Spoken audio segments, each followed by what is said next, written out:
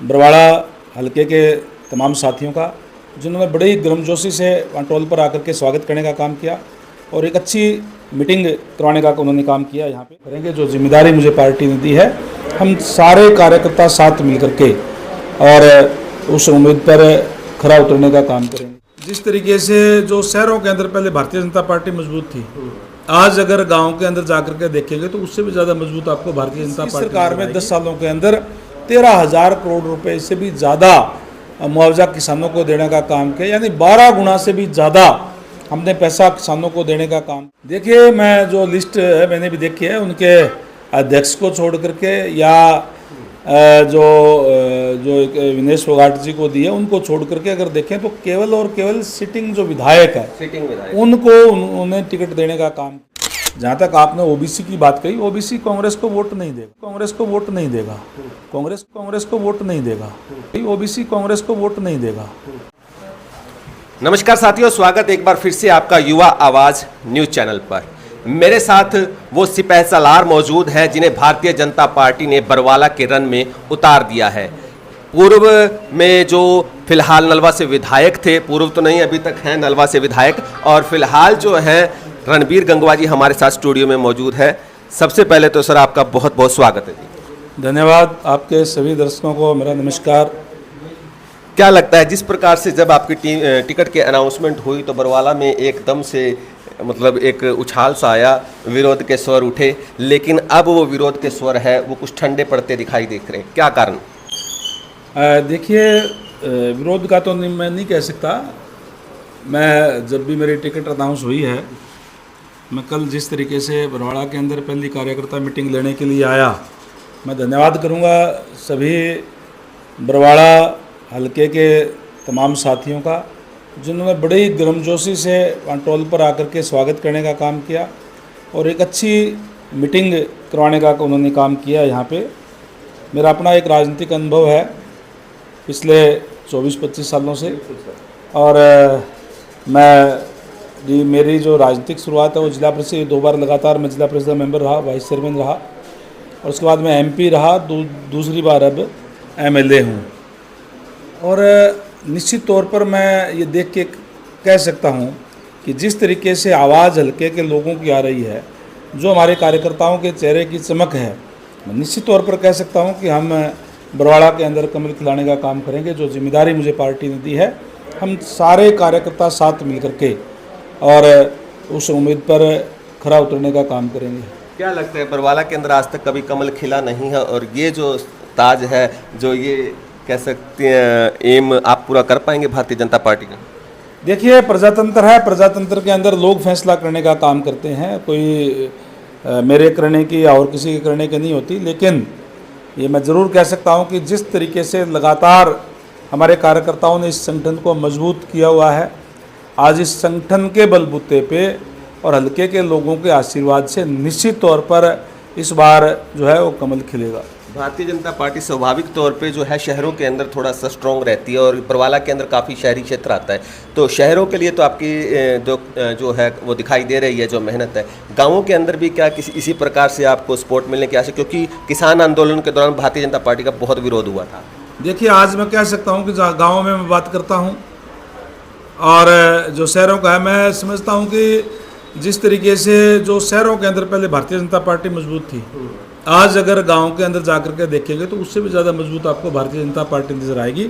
क्योंकि जहां भारतीय जनता पार्टी ने ट्रांसपेरेंसी के साथ सरकार चलाने का काम किया, युवाओं के को मेरिट पे नौकरी देकर के एक विश्वास पैदा करने का काम किया, और अगर मैं ये कहूँ कि जहां हर वर्ग के लिए कार्य किया, किसी एक वर्ग के लिए अगर सबसे ज़्यादा कार्य किया, अगर मैं बात करूँ तो सबसे ज़्यादा कार्य किया तो किसानों के लिए करने का काम किया। आज हरियाणा प्रदेश एक ऐसा प्रदेश है जिसमें जो भी फसल हमारा यहाँ का किसान बोता है, हम उसको एमएसपी पे खरीदने का काम करेंगे। ये घोषणा माननीय मुख्यमंत्री ने की है। और अगर मैं तुलना करूँ पिछली सरकारों से, तो पिछली सरकार के अंदर जहाँ मुआवजे की अगर मैं बात करूँ तो भूपेंद्र सिंह हुड्डा जी के 9.5 या 10 साल के कार्यकाल के अंदर 1058 करोड़ रुपए मुआवजा दिया गया।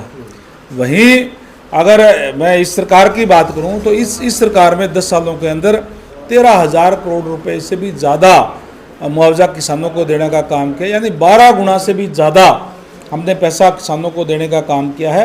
हमने किसानों की फसलें खरीद करके डायरेक्ट उनके खातों के अंदर वो पैसा ट्रांसफ़र करने का काम किया। कोई उनके साथ कोई धोखाधड़ी या कोई बिचौलिया नहीं रख सकता। इसी तरीके से चाहे मुआवजे की बात है, डायरेक्ट किसानों के खाते में देने का काम कर रहे हैं।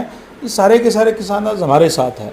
ये ठीक है कि चुनाव का टाइम है, चुनाव के समय में अलग अलग पार्टियों के अंदर लोग भी होते हैं, वो किसी नाम पे थोड़ा बहुत जो आंदोलन या विरोध की बात करते हैं, वो लोग हैं जो दूसरी पार्टियों के लोग हैं। किसान आज हमारे साथ है क्योंकि सबसे ज़्यादा सुविधाएं किसानों को हमने देने का काम किया है। बड़े लंबे इंतजार के बाद कांग्रेस पार्टी की लिस्ट आती है, 32 प्रत्याशियों की लिस्ट आती है, उसमें हिसार का कोई प्रत्याशी नहीं होता, फतेहाबाद का कोई प्रत्याशी नहीं होता। हिसार से 6 विधानसभाओं में जीत प्राप्त की थी। क्या अब भी कांग्रेस पार्टी में वो डर मौजूद है जिसकी वजह से देरी हो रही है, या वो भारतीय जनता पार्टी के जो विरोध के स्वर उठे थे टिकट बंटवारे के बाद उसको लेकर कुछ एहतियात बरत रहे हैं?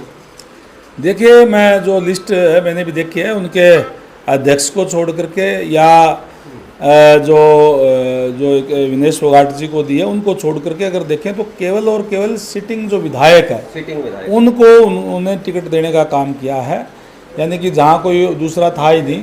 अब जो अगली जो लिस्टें निकालेंगे, आपने हिसार फतेहाबाद की कही, हिसार और फतेहाबाद में कांग्रेस का कोई विधायक ही नहीं है, इसलिए वहाँ पे बहुत ज़्यादा इनके जो है वो टिकटार्थी है।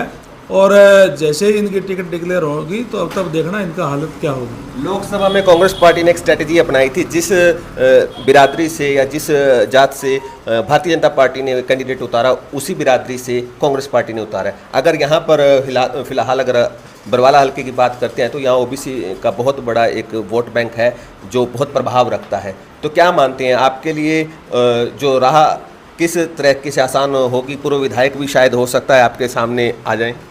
देखिए, वो तो कांग्रेस पार्टी का अपना मसला है, वो किसको टिकट देती है, किसको भेजती है। लेकिन जहाँ तक आपने ओबीसी की बात कही, ओबीसी कांग्रेस को वोट नहीं देगा। कांग्रेस को वोट इसलिए नहीं देगा कि भूपेंद्र सिंह हुड्डा के राज में उनके साथ जो जुल्म ज्यादतियाँ हुई, उन समय में नौकरियाँ सरेआम बिकती थी। नौकरियों के या तो पैसे लिए जाते थे या केवल पॉलिटिकल सिफारिश से मिलती थी, तो 10 लाख 12 लाख इस तरीके से। और सबसे ज़्यादा अन्याय अगर हुआ तो एससी बीसी के साथ हुआ, क्योंकि उनके पास ना पैसा था और ना ही पॉलिटिकल सिफारिश थी। इसलिए उनकी अगर कोई भी वैकेंसी निकलती थी, मान लो 50 बैकवर्ड क्लास के लेने हैं बीसीए के खासकर, तो उसमें से 15 20 25 लेकर के और नीचे लाइन लिख देते थे कि योग्य उम्मीदवार ना मिलने के कारण ये पद रिक्त छोड़े जाते हैं और उसको बैकलॉग छोड़ दिया जाता था। तो इस तरीके के जुल्म ज़्यादतियाँ करने का काम किया है।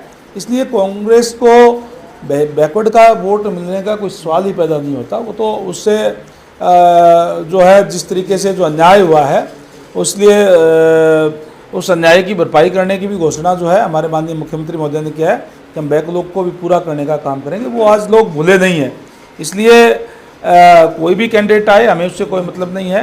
कांग्रेस के कैंडिडेटों से ना ही हमें लड़ने की जरूरत, वो तो एक दूसरे को खुद निपटाने का काम कर देंगे।